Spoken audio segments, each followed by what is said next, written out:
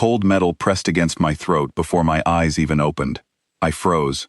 My heart pounded so hard I thought it would give me away even without breathing. Something sharp rested just under my jaw, light as a whisper, heavy as a warning. I did not move a single muscle. My name is Daniel Hoke. I am a scout for the Terran Recon Force, and 12 hours earlier I had crawled into a survival tent during a sandstorm on a moon that had no name on any map. My scanner had told me the tent was empty. My scanner was wrong. And now, I was lying in the dark with a blade near my neck and no memory of how it got there. I opened my eyes slowly. 2 eyes stared back at me, glowing faint red like dying coals. A woman's face, pale as bleached stone, hovered inches from mine. She had not blinked once. She had been watching me sleep. "You snore," she said. Her voice was calm, almost bored, like she was commenting on the weather instead of holding a blade to my throat. "It is the only reason I did not end you the moment you crawled in here." I swallowed carefully, feeling the blade shift with the movement of my throat. "Sorry about that. I can try to fix it, if you give me a chance." She tilted her head. The blade did not move away. "You are not afraid." "I am terrified," I said honestly.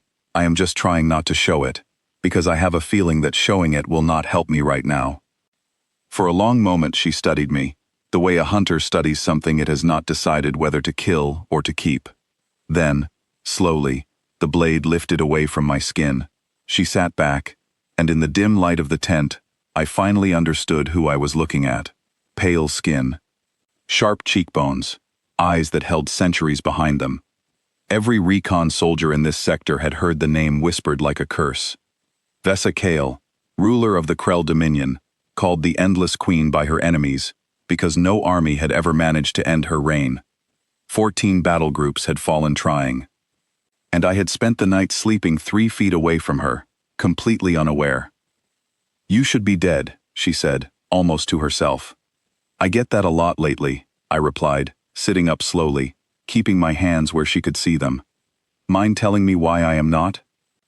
She studied her own hand, turning it over as if deciding something. "Curiosity.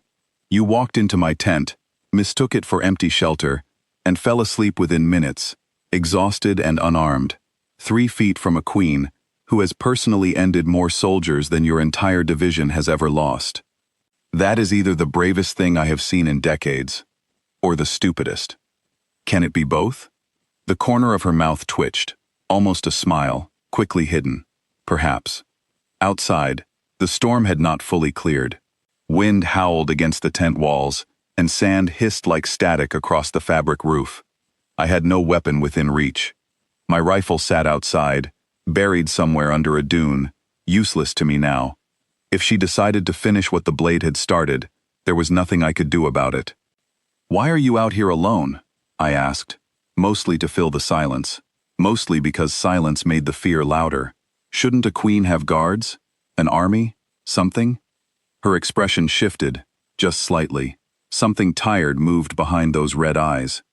"My generals think I am inspecting a forward post, 2 systems away. I needed a night where no one expected anything from me. No wars to plan, no enemies to break, just quiet.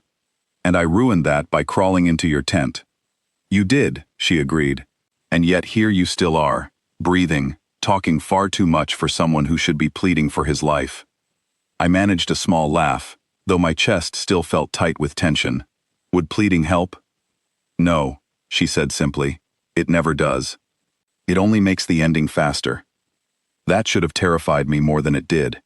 Maybe exhaustion had worn down my fear. Maybe something about her calm, almost lonely tone made her feel less like a monster from the briefings, and more like a person who had been alone for a very long time. I did not trust that feeling. I filed it away as dangerous. "So what happens now?" I asked. She rose to her feet in one smooth motion, taller than me by several inches, moving like the storm outside had no power over her at all. "Now, you are going to help me survive the next 6 hours, Daniel Hoke." I blinked.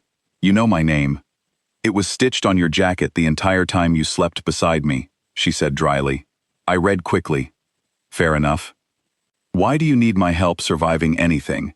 You are the one who nearly opened my throat a few minutes ago." Because my ship crashed 2 kilometers from here, before the storm hit, she said, and for the first time I heard something almost human in her voice, something close to frustration. My personal guards scattered searching for parts. If Concord forces find me stranded and alone before they return, they will not hesitate the way you did, and unlike you, they will not be foolish enough to fall asleep first. That explained the empty scanner reading. Whatever tech kept her ship cloaked must have interfered with my drone's sensors, or she had some device of her own suppressing heat signatures.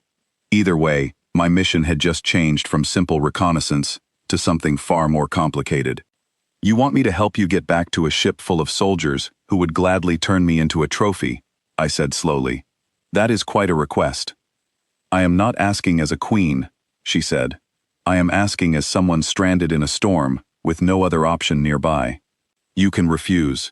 You can try to run out into that storm right now and take your chances alone. I will not stop you. I glanced toward the tent flap, where wind screamed past like a living thing. Running out there alone meant almost certain death within the hour. Staying here meant trusting someone whose reputation was built on ending lives without hesitation. Neither option felt safe, but something about the way she said it, giving me a real choice instead of a command, made the decision easier than it should have been. All right, I said. I will help you reach your ship, but if this is some kind of trick to get me out in the open, where your guards can finish what you started, I want you to know I will be very disappointed in you. That earned an actual laugh this time, short and surprised, like she had not expected to laugh at all tonight. Duly noted, Daniel Hoke. We waited out the worst of the storm together, saying little, though the silence no longer felt as sharp as before. When the wind finally dropped enough to move, we stepped out into a world painted orange and gray, dunes reshaped overnight into unfamiliar shapes. She moved with a confidence that made the harsh terrain look easy, while I stumbled twice trying to keep pace. Halfway across the open ground, my comm unit crackled to life, faint but unmistakable. My squad, searching for me since the storm began, had picked up my signal. Relief flooded through me, followed immediately by a colder thought. If my squad found us together, they would see the Endless Queen standing beside me, and they would not ask questions before opening fire. She heard the crackle too.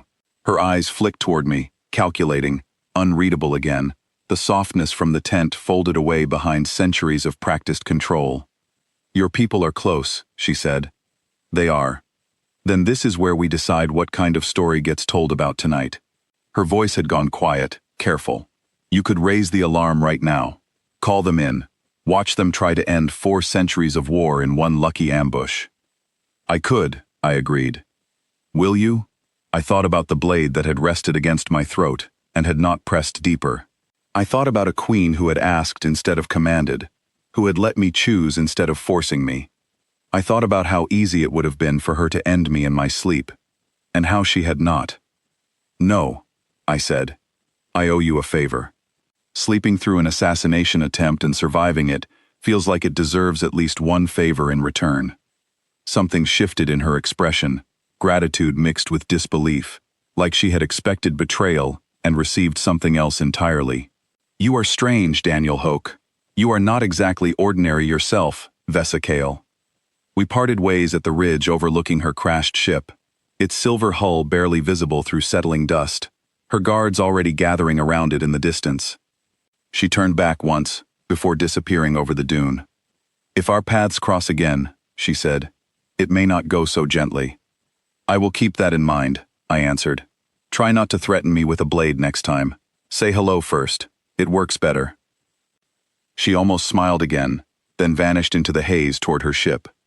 I turned and ran toward my squad's signal, heart still racing, mind replaying every strange, careful moment of that night. Command debriefed me for hours afterward, disbelief written across every face in the room. They asked how I survived an encounter with the most feared ruler in the sector. I told them the truth, as strange as it sounded. I told them I had been careless enough to sleep beside a queen, honest enough to admit my fear, and lucky enough that honesty mattered more to her than my life did. Months later, rumors began circling about a masked figure appearing during skirmishes on contested worlds, striking enemy forces with precision before vanishing without a trace. never touching Terran soldiers caught in the crossfire. No one else recognized the pattern. I did. I never told command what I suspected. Some debts are better kept quiet. Some threats, spoken softly under a dying storm, are promises instead of warnings. And somewhere out there, across the stars, I like to think a queen who once held a blade to my throat still remembers the soldier who chose trust over fear and decided that debt was worth more than any war.